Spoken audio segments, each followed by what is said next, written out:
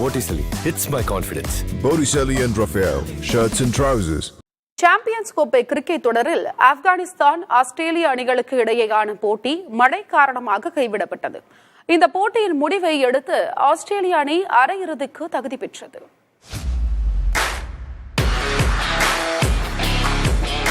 லாகூரில் நடைபெற்ற போட்டியில் டாஸ் வென்ற ஆப்கானிஸ்தான் அணி கேப்டன் ஹஸ்முதுல்லா ஷாஹிதி பேட்டிங்கை தேர்வு செய்தார். இதனையடுத்து களமிறங்கிய அந்த அணியின் தொடக்க ஆட்டக்காரரான ரஹ்மானுல்லா குர்பாஸ் ரன் எதுவும் எடுக்காமல் வெளியேறினார். இங்கிலாந்துக்கு எதிரான போட்டியில் சதம் விளாசிய இப்ராஹிம் சத்ரான் 22 ரன்களில் வெளியேறினார். பின்னர் சீரான வேகத்தில் ரன்கள் சேர்த்த செதிகுல்லா அட்டல் 95 பந்துகளில் 85 ரன்களும், அஸ்மதுல்லா உமர் சாய் 63 பந்துகளில் 67 ரன்களும் எடுத்தனர். ஆப்கானிஸ்தான் அணி 50 ஓவர்களில் 273 ரன்கள் எடுத்தது.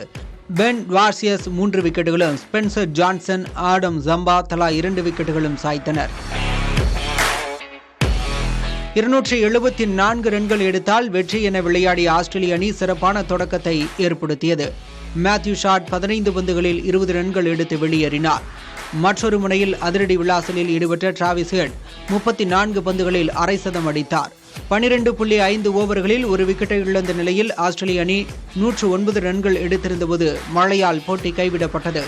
இதனையடுத்து 4 புள்ளிகளுடன் ஆஸ்திரேலிய அணி அரையிறுதிக்கு முன்னேறியது.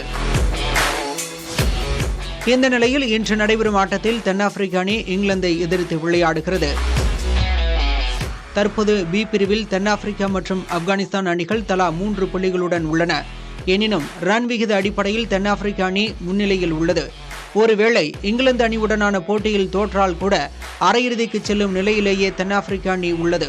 இங்கிலாந்து தென்னாப்பிரிக்க அணிகளுக்கு இடையான போட்டி பி பிரிவில் எந்த அணி முதலிடத்தை பிடிக்கும் என்பதை தீர்மானிப்பதற்கான போட்டியாகவே உள்ளது.